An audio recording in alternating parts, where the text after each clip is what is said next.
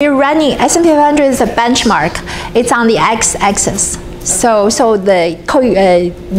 you're running regressions of the one on yourself. So correlation should be 1. Yeah.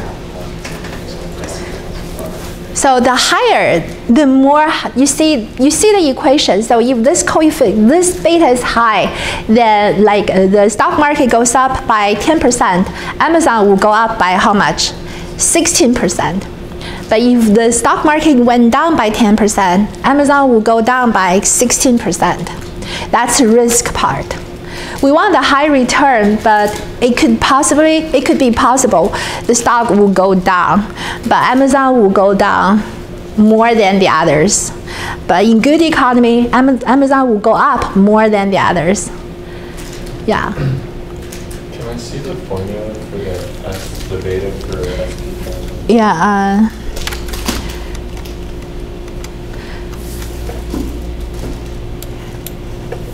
S&P 500, you're running regression by yourself.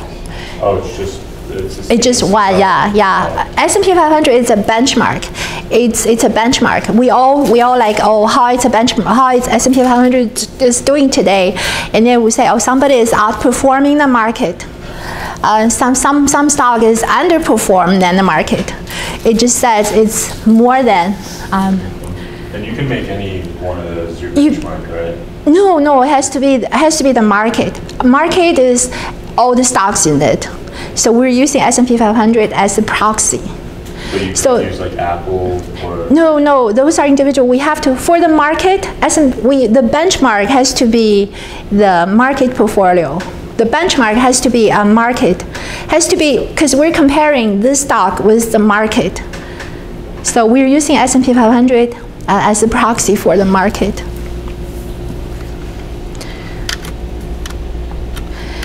So now my question is, which stock looks to be more attractive to you? You like Walmart, or you like Amazon, or you like Apple, or you like S&P 500? You can buy S&P 500 index. Which one is good? Which one is good? Sounds like a good one. To me, I probably would choose Walmart because I don't like the volatilities of my portfolio. I can't sleep at night. Yeah. So basically, I guess the debate is saying is how in relation to it is to the market. So to the market, yeah. It's up, then the higher is, and the higher the number, the yeah. higher it is. Okay, so yeah. So you can find the beta on like many websites, like go to finance.com, financeyahoo.com, you can find beta, but it's using the past 3 years. You can find it on fin301.com and zag.com, many places. Which stock is more attractive to you guys? Still Amazon, right? We're not Amazon? Because Amazon, because the beta is high, so you will see a big returns. Yeah, beta, because beta is based on anybody bought the penny stock, and we can check your penny stocks beta. It could be like over 2 or even 3. So market goes up by 10%, your might drop to like 30%. So yeah, let's see. Go to Google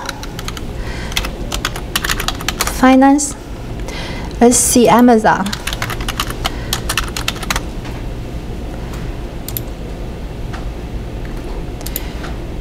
Oh, it still goes to Yahoo Finance.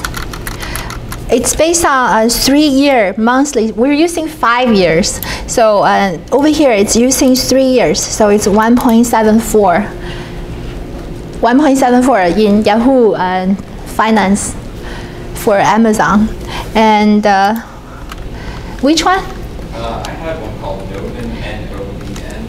N-O-V-N. It's risky. Yeah. But it doesn't say it's beta over here. Let's try NOVM beta. Maybe it's shown in other website.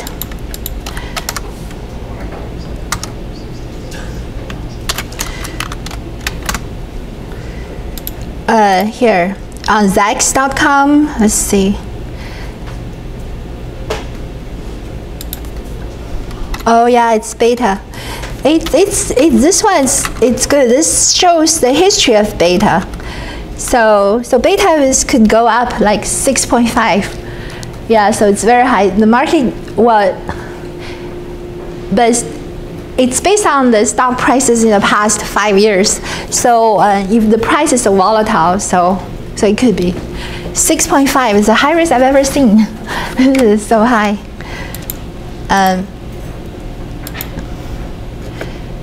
Yeah.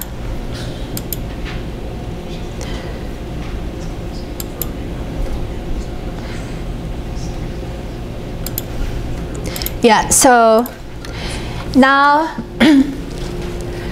since we assume like we all diversify, so we're using beta. We don't use standard deviation. We only consider like how sensitive each stock is to the whole market. The yellow part is the market risk. So because some stocks are more riskier, so it could be more sensitive to the market risk. So this is now the thing is all we want to know is how much returns we can get from our investment, right? We think so much. All we want is just how much I can get back from my investment, right? So now we know beta. Beta is a measure for the risk. Now forget about standard deviation because we diversify. If you don't diversify, you use standard deviation, but you do diversify, you use beta. Now there is a model called CAPM model. It's called well, let's continue working on this graph, on this one. Okay, so now let's draw a security market line. This is now beta. Let's draw a security market line. So what this one is, let me give you the full name of this market line. Okay, yeah, here you should also do this, add another one called return. So now we know how risky it is. We want to know the return of the stock. Now we have to make some assumptions. Let's assume we need a risk-free rate, like money deposit in bank. That rate, for example, 2%. If you put your money into the bank, your risk-free rate is you always get 2% back. So that's risk-free rate. We need this number, and we also need to know market return, or S&P. This is a proxy for the market, so we can calculate the stock return for S&P 500, and for example, it's 8%. Now, it's called CAPM model. What it is just a return, stock return equals to risk-free rate plus beta times market return minus risk-free rate.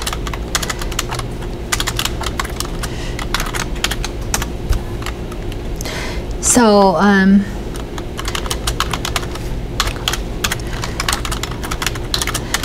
return should equals to 2% plus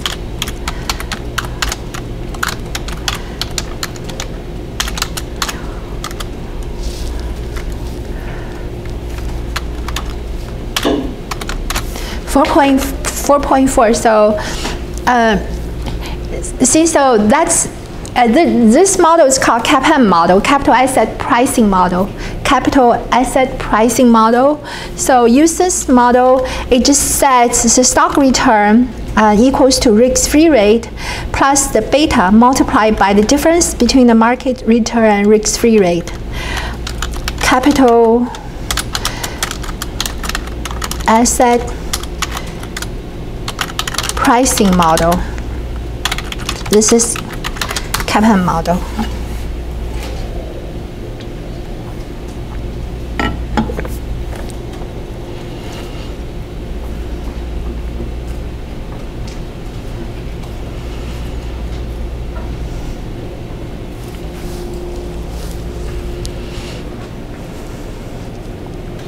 Yeah.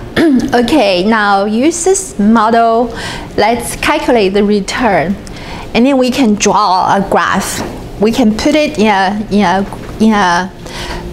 graph here to show this. So it equals to 2% plus, let's use 8% minus 2% percentage.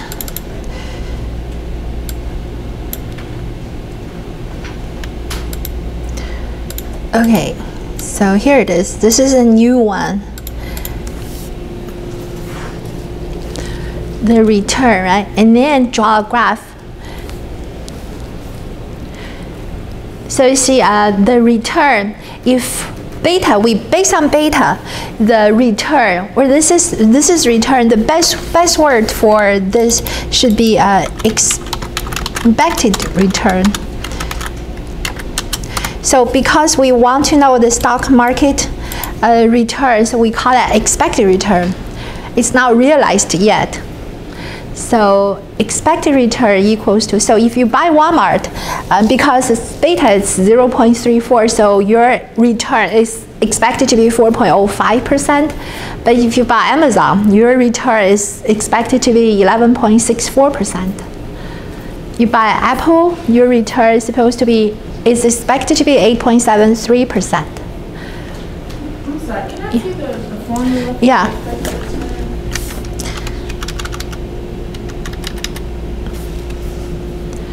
So we're using 2% for risk-free rate and 8% for the market for S&P 500.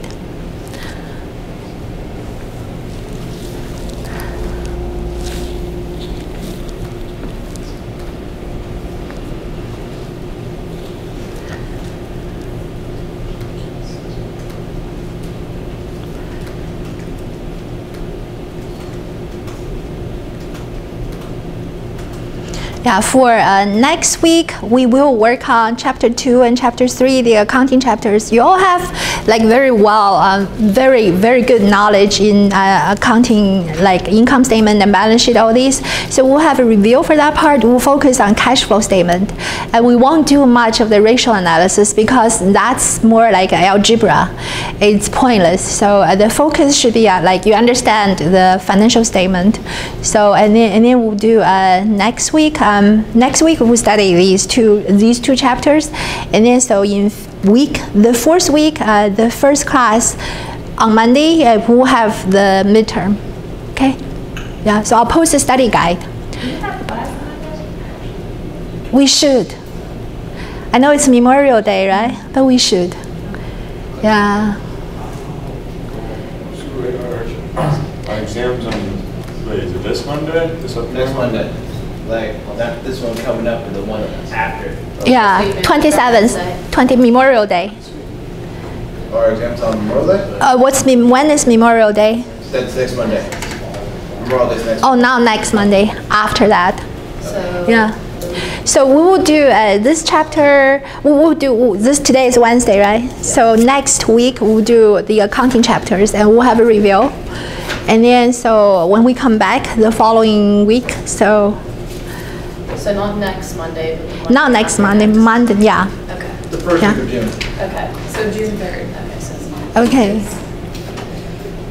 And then after that we'll have chapters 7 and 8 and 9 and 10. And you'll put the review up online, correct? Yeah, I'll post it on the class website. Thank you. Yeah, but it's all like if you understand it, you can have all the tools. You have calculators. Try to understand it. You don't have to memorize things. Yeah, because if you memorize for this class and after the class is over, you don't remember anything. But you know, huh? That's why I have this Oh, finance calculator. yeah. Yeah. Okay, so you guys got it? The return? Okay, now let's draw a graph. The graph will be security market line. Okay, now beta should be on your x-axis, return should be on your y-axis. Now let's draw a graph. So it should be something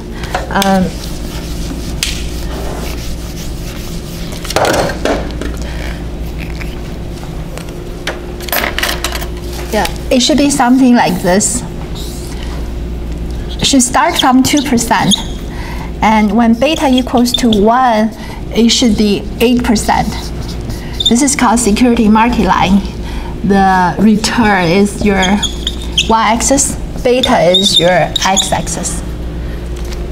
And Walmart should be here. Apple's here, Amazon's there. So draw. So I don't know we can do this or not. Do that directly from. Oh yeah. Yeah, it's good.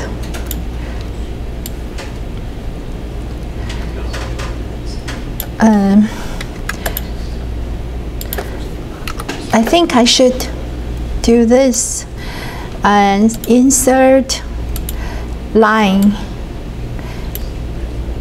but I should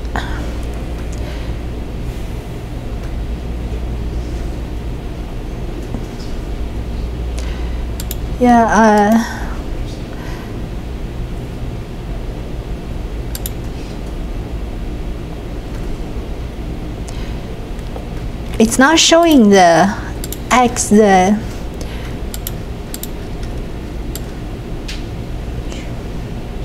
anyhow, this is correct.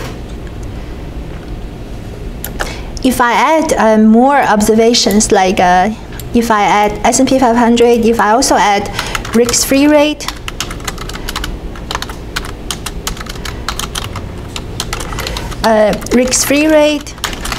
its beta is 0. So if I drag it, so it's 2%. If I add all of these, and my graph will look better.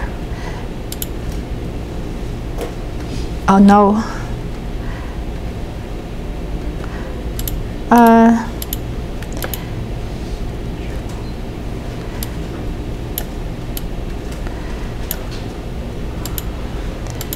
Yeah, so now it's a perfect graph, but I didn't show the x-axis, but anyhow, x-axis is beta.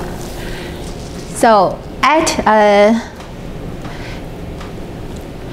this is called security market line. If I change the title, the y-axis is this. This is called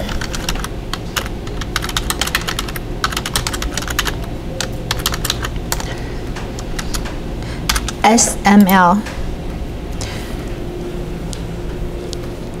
Yeah, so this is, you guys got it? So what's your observation here?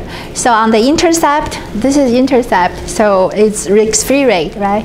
When beta equals to 1, how much is return? 8%. So this is the market return.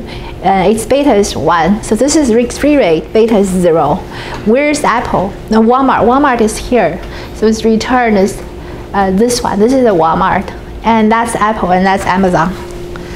And if I put yours, Novin, here, it will be, the line will be, let me put yours over here. Let's use, how much is the beta? Tristan, Novin, 6.5, right? Let's use the extreme one, 6.5 in our 41%. Yeah, so it's an outlier. So, but let's give it a try. Yeah.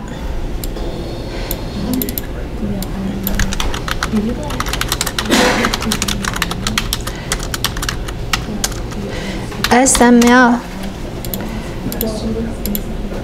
So yeah, so it's way above.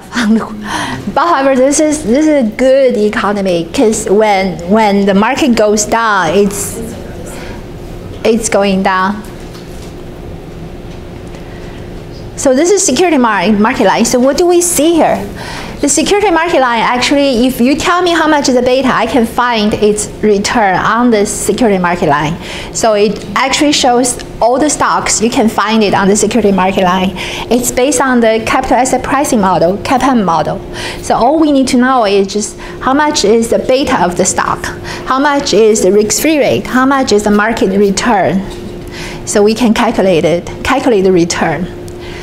So now, 41% looks very attractive, right? You guys want to buy Novin? It's a good one. But see, if the market is down, went down, and then so this one will probably be trash. It was, I was trading at like $1.16 and it's trading at $2.31 now. That's, so I bought like 2 weeks ago. Yeah. If it goes down, this means it's a better chance to buy. Yeah, but I lost a lot of money. I made a lot of money, I lost even more money. Yeah. But you have to watch closely. You have to just be there. Yeah. But it seems like it's worth the time, man. If you have good heart, big heart, you have a big heart, can be more tolerable for. I understand. I have a bunch of crypto that's just sitting there on the side. I don't look at it because I don't need that hard time. Yeah, me too. I just put it in. You have the real money invested? Yeah. In crypto, yes. In crypto, you did. Yes, So, I currently still do. I just don't look at it, so it don't work. Okay. So I have a student, but it's several years ago. He's an aviation management guy. You know him? He's not so tall, but I think he graduated. I forgot his name. He's such a big investor for that. Each time he has a little bit of money, he will buy cryptocurrency, Bitcoin. But however, at that time, and Bitcoin is $20,000. I haven't seen him now, so you guys probably know him. You guys aviation management? No? Yeah. But see, he's bidding on it, but you know, it's not a lot of money, so but however, I'm pretty sure like he's crying. But if it's not money, it also hurts. so you should check yours. You should check yours and see how it does. I've seen, like, I watch it every 6 months. I brought it back in last year in May when it was like really starting to go back. But Mine was about 2 years ago, so I was there for part of the big like Rally, yeah. and the crash. But see, but you always hear like, because it's one of the topic, the whole country is talking about it. So you cannot, you still know what's going on. Yeah. That's why I usually prefer when I pick. Be patient. My advice, since you're young, just be patient. Yeah. After like maybe some years later, it will be a big fortune.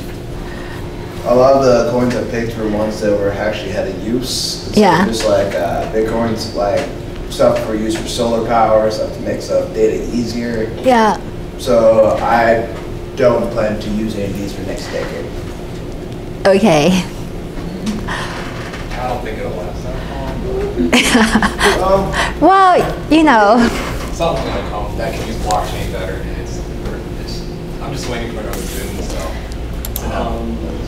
So you have a portfolio. You have a account with cryptocurrency too. Yeah. This is a smaller one, like But how you? But the problem is, where did you store your like keys? I use Coinbase. But you read last time there's not long ago there's $40 million that was stolen. It's just because like the keys are in that kind of exchange. If you stored it in your local computer, it won't be stolen. I have 3 wallets, one stored on my computer, one stored. But you cannot. Hard copy. Yeah, you cannot store it with the exchange. But I was day trading the coins, so that's why Yeah. it's in the app. Yeah. And then I wrote back. Well, that's scary because you feel it was all stolen and you have no place to complain, or you cannot find the cop to get it back for you. It's scary part. It also I can understand why leaving your coins exchange, because sometimes it might take like a good 2 days for you to like switch coins from one exchange from one place to another. Yeah. And then you sit there and you just watch it. Yeah. I could have made $50. Yeah. I made $100. I'm not about that. Your coins I was buying. But another problem is, well, if you are the only holder of, and you stored it somewhere, you think it's safe, and you were killed or something, no one knows where it is. That's another risk. The That's why a lot of people have like a hard copy of a card. Like Yeah. a card, like a Yeah. card they put inside their like safe, so just in case. Yeah, and because it's the Bitcoin is so valuable now, so it's just not something you can dispose it, and yeah, so anyhow, it's a hassle. You know, Bitcoin, then you go to Dash or Litecoin. But how much is a Bitcoin's beta? To your surprise, the beta of Bitcoin is very low. Bitcoin beta. Let's try to find it. That's weird, isn't it? Can you find Bitcoin beta? So much less Litecoin. Data indicate Bitcoin price is uncorrelated with the stock market.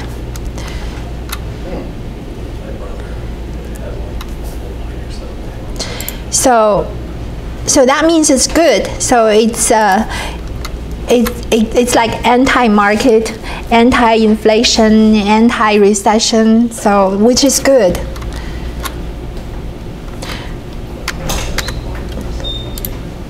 It's just like the beta, the Bitcoin price movement is not it's not follows the whole market. Yeah. So Bitcoin is global. Like U.S. is not the major player in the Bitcoin market. So it's not. So its movement is more driven by demand and supply, like in other parts in other parts of the world, in the part of the world. Yeah. So anyhow, you guys got it. Okay, this is a security market line. And the security market line should be something like this. All the security market lines should be like this. Intercept should be your risk-free rate. When beta equals to 1, it should equals to the market return. Well, if this is a linear line, how much is the slope of this linear line? We know this linear line's interception. And how much is the slope of the security market line? Can you see from here? Slope equals to rise over run. So how much is the rise? Rise, you can just say from here 0 to 1%, to 1, 0 to 1, and then, so anyhow, the slope of the security market line is market return minus risk-free rate. It's called market risk premium. So slope of the security market line is called market risk premium. The slope is, see, you can see here, rise is from here. Market return, like use our example here. Okay, how much is the slope of our example? Let's. What was the formula for that? Intercept equals to risk-free rate, and slope of this security market line equals to market risk premium, market return minus risk-free rate.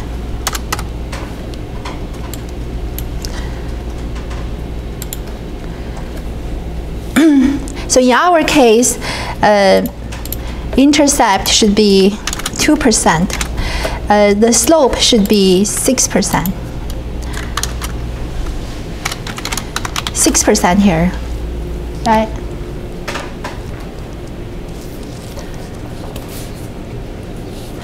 So that's all for security market line and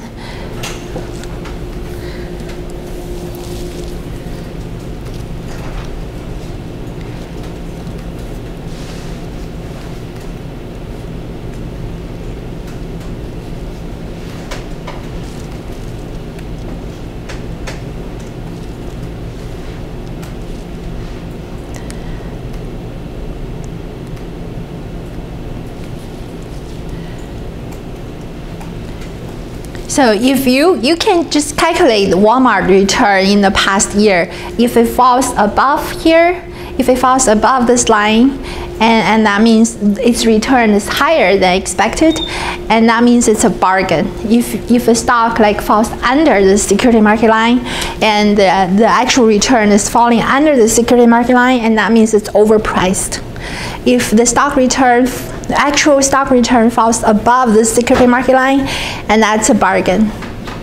Because this security market line tells how much return is expected to get based on the beta. So if your realized return is higher than that, and it's a bargain. If your realized return is under that, and that means it's overpriced. Okay, so do you have any questions? So we're done with this Excel. There's one last, a couple more questions. Like I posted over here. Oh yeah, there's you go to here, there's a CAPM model you can use. CAPM model, CA capital asset pricing model. So you can, there are four items here. So any three, put down any three of them, like 2%. Beta for that Novin is 6.5. And market return, expected return on the market return 8%. And we don't know how much is the stock return, this one. Oh yeah, don't put percent. 41%. So if you know 41%, you don't know how much is beta, and then now click on beta, so we tell you. So this is convenient, but it's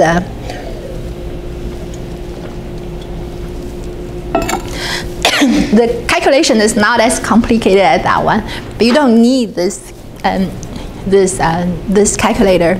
But anyhow, so you see this is the equation.